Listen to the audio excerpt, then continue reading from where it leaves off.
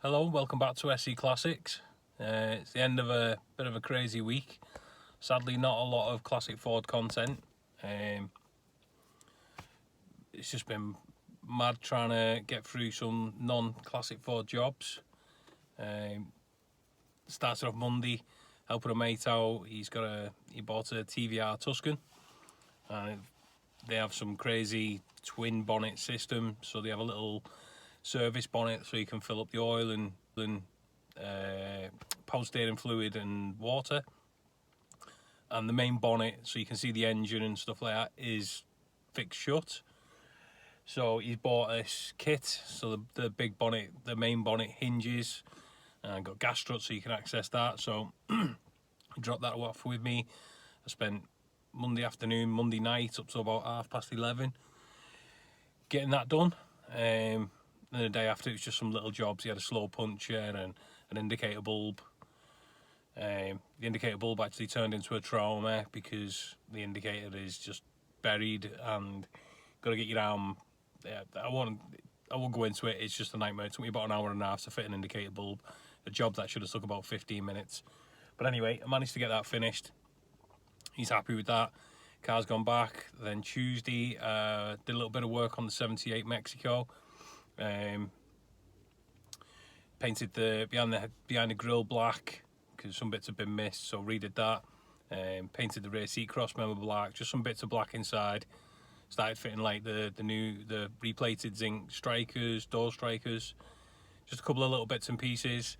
Retaped the full rear loom, cleaned all that up, refitted that, and then I decided I was going to flatten buff the engine bay because that was the last bit of paintwork really. Once that was done, then I could start building the car properly, get the engine loom in and brake pipes and stuff like that. And to be honest, I was never really happy with the paintwork in the engine bay. There was a couple of silicone dots in it. I wasn't even happy with the shade. The shade looked funny compared to the wings, and someone else noticed it as well. And as soon as someone else notices it, that's it. The seed's planted. It's just eating away at me to do it again. But anyway, I thought I'll flatten buff the engine bay, see what it looks like. And as soon as I started flatting, I started noticing the paint was getting thin. So I was like, right, that's it. Prepped the full engine bay, masked it all out. I wasn't happy with the colour tag because the colour tag had that much paint on it. You could barely make out any detail on the colour tag. Sorry. So I decided at that point, right, that's enough.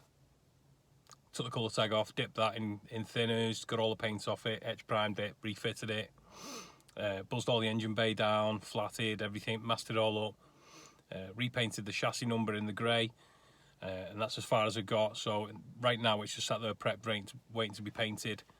In the meantime, I then got a mate Chris.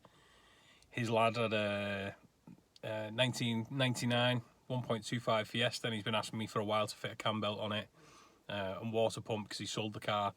So I said, yeah, just get it in. So water pump, cam belt on that one. Got that one finished, got that one back to him. Then a regular customer of mine, he's a local guy, bit of an old boy. He's got a 2000 or 2001 X-Reg 1600 Z-Tech Escort. You might have seen it on some of the pictures and stuff like that. Just a normal, it's his everyday car. And I look after that for him, always service it, I put a clutch in it, power steering pump, lots of little bits and pieces. But it was due a service in May, but last time he washed it, a couple of weeks ago, he noticed the rear spoiler had come loose, so he was panicking, he didn't want it falling off. So he said, can I bring it in early, get the service done, get the rear spoiler fixed.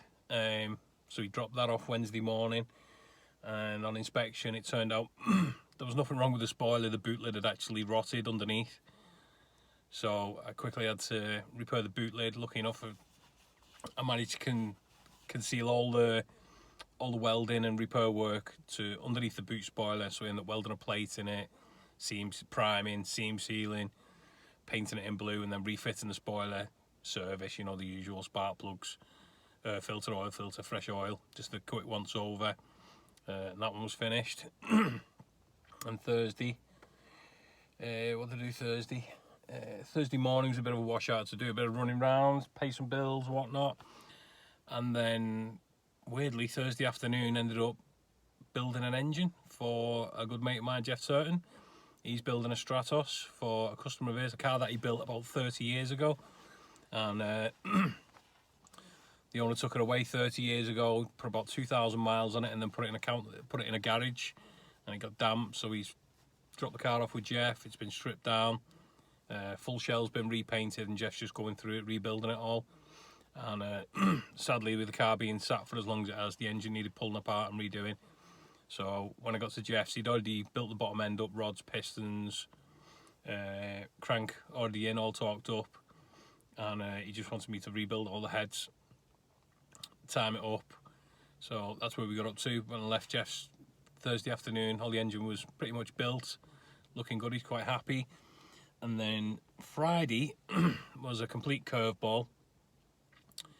Good mate of mine, Aaron, Barker's Industrial or Trojan Mechanical. It's two separate businesses. They're actually the guys who have supplied all the workshop equipment, the ramps, transmission stands, toolboxes, all sorts. They've helped me out endlessly since I started the business, and they've got a unit a couple of doors down from mine. So whenever they ask me to do bits of work on the van, I always say yeah. Now sadly this isn't a bit of work. He's got a Mercedes Vito 3-litre V6 CDI thing, and he's coming back from Birmingham or somewhere like that. Anyway, he was on the M6 and noticed the engine developed a knock, and he wasn't sure if it was a diesel knock, an injector, or a burning knock. So he just pulled over. Thankfully didn't drive it too far, pulled it on the hard shoulder, got recovered back, and straight away pulled the oil. It's hard to diagnose for me. I'm not a diesel fitter, but for me it's either the knock. We ran it briefly, and the knock was either fuel starvation or burning knock, which both sound very similar on a diesel. It's an awful noise. The best way for me to to diagnose it was to check the oil for any burning material. Sadly, when we pulled the oil filter off, we found lots of bits of copper in it, so the knock actually points to shells or burnings in the bottom end. So I actually dragged the van in, was it yesterday morning? Yeah, and started pulling it apart, pulling the engine out, and it's now 2 o'clock Saturday afternoon. I've literally just finished work, running to town, and got some gifts for my fiance and for my mum. Happy Mother's Day to all the mothers, by the way. Not that many of you watch, but anyway, it's nice to be nice. Yeah, I've basically spent all yesterday stripping the full front end off this Mercedes Vito, and managed to get the engine out about 12:30 today, something like that. Big, huge V6 diesel turbo thing. So Monday morning will be get it on the engine stand, pull the sump off, and just see how bad the damage is. Hopefully it's just shells and an oil pump, but do a timing chain and fuel filter and all the other bits that are hard to get to while the engine's out. Fingers crossed it's not done the crank or bores or anything like that, but only time will tell. So sadly I haven't got a lot of content. I've got some pictures of the jobs that I've been doing, but I didn't bother videoing it because I've just been trying to get the jobs knocked out as quick as I could this week so I could get back to classic Fords. So yeah, it's not my usual content, so be patient, and next week I'll get some more classic Ford content for you. And yeah, that's about all really. Managed to crack 70,000 views this week and 900 subscribers, so if you're one of the 900, thank you, it's appreciated. And if you're one of the 70,000 viewers, again, thank you. Without you, it wouldn't be worth doing these videos. It'd just be me recording it and no one watching. So yeah, thank you, and thanks for being patient. And next week I'll get a proper video out with proper classic Ford content for you. So thank you, have a nice weekend, and I'll see you next week.